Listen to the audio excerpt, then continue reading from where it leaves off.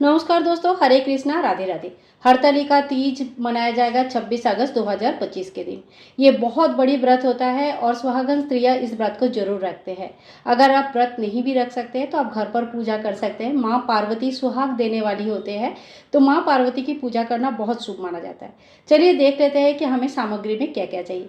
सबसे पहले हम एक चौकी ले लेंगे जिसमें हम पूजा करेंगे, और उसके ऊपर बिछाने के लिए पीला या लाल कलर का कोई कपड़ा आप ले सकते हैं। इसके साथ ही हरतालिका तीज के दिन मिट्टी के शिव परिवार की पूजन किया जाता है। अगर आप अच्छे से मूर्ति बना पाते हैं तो अच्छी बात है, नहीं तो माँ गौरी माँ और भगवान गणेश जी, भगवान शिव जी की पिंडाकृति रूप में भी आप मिट्टी के शिव जी और इस तरह से शिव परिवार बना सकते हैं, जिनकी पूजन आप बहुत आराम से कर सकते हैं। अगर आपके पास फोटो है तो आप फोटो भी ले सकते हैं, और अगर मिट्टी के शिवलिंग अगर नहीं भी बना सकते कोई बात नहीं, सरल सिंपल तरीके से सिर्फ फोटो से या शिवलिंग से भी आप हरतालिका तीज का व्रत की पूजा कर सकते हैं। इस व्रत में सबसे पहले कलश की स्थापना किया जाता है, तो यहाँ पे पीतल या तांबे का कोई कलश हम ले लेंगे। कलश में डालने के लिए जल ले लीजिएगा। कलश में आम या अशोक के पत्ते रखा जाता है, तो 5 या 7 आम या अशोक के पत्ते, एक पूर्ण पात्र जो चावल से भरा होगा, और दीप कलश की स्थापना होता है, इसीलिए एक दिया ले लीजिए। दिया आप तेल का या चाहे तो घी का ले सकते हैं। इसके साथ ही कलश में डालने के लिए एक हल्दी के गांठ, एक सुपारी, 2 लौंग, 1 इलायची, 1 रुपये का कॉइन, ये 5 चीज़ें आपको जरूर लेनी है। इसके अलावा आप कितने भी सामान डाल सकते हैं, एक्स्ट्रा चीज़ें कर सकते हैं, जैसे फूल वगैरह डाल सकते हैं, दुर्वा घास डाल सकते हैं इत्यादि। तो ये हो गया हमारा कलश स्थापना के लिए सामग्री। इसके साथ ही हमें धूप दीप करनी है, तो आप तिल का तेल या घी का दीपक ले लीजिए, धूप ले लीजिएगा। कोई भी पूजा में धूप और दीप होना जरूरी है। अखंड दिया अगर प्रज्वलित करना चाहते हैं तो आप बड़ा दिया लीजिएगा। देखिए, अगर आपके पास कुछ भी नहीं है, केवल मात्र शिवलिंग है, तो केवल मात्र शिवलिंग से भी आप पूजा कर सकते हैं, लेकिन सारे चीज़ें लेने की जरूरत नहीं। या तो आप मिट्टी के पूरा शिव परिवार बना लीजिए, नहीं है तो शिवलिंग ले लीजिए। इसके साथ ही हरतालिका तीज की व्रत कथा का बुक आता है, पढ़ना बहुत अच्छा रहता है। अगर आप हर साल व्रत करते हो या करने के लिए संकल्प ले रहे हो, तो एक बुक आप जरूर अपने साथ रखिए। अब हम देख लेते हैं पूजा का जो नॉर्मल सामग्री है वो क्या क्या है। तो चलिए पूजा सामग्री में देख लेते हैं। सबसे पहले अभिषेक करना बहुत जरूरी है, इसलिए हम गंगा जल ले लेंगे। साथ ही में दूध या पंचामृत ले लेंगे। दूध गाय का और कच्चा दूध होना चाहिए। जब हम अभिषेक करते हैं तो कच्चा दूध से ही करते हैं। इसके साथ ही तिलक करने के लिए रोली, चंदन और साथ में भस्म वगैरह ले सकते हैं। चावल ले सकते हैं, चावल बिना टूटा हुआ होना चाहिए।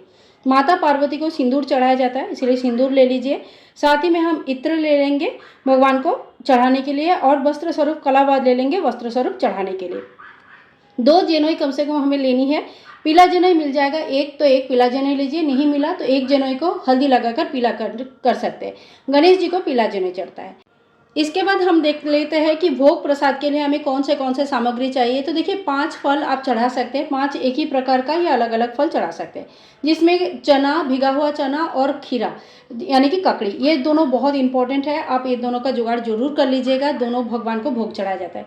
इसके अलावा आप घर में कितने भी पकवान बना सकते हैं, लड्डू, मिठाई, खीर, पूरी, जो भी आपको अच्छा लगता है उस हिसाब से आप भोग का व्यवस्था कर सकते हैं।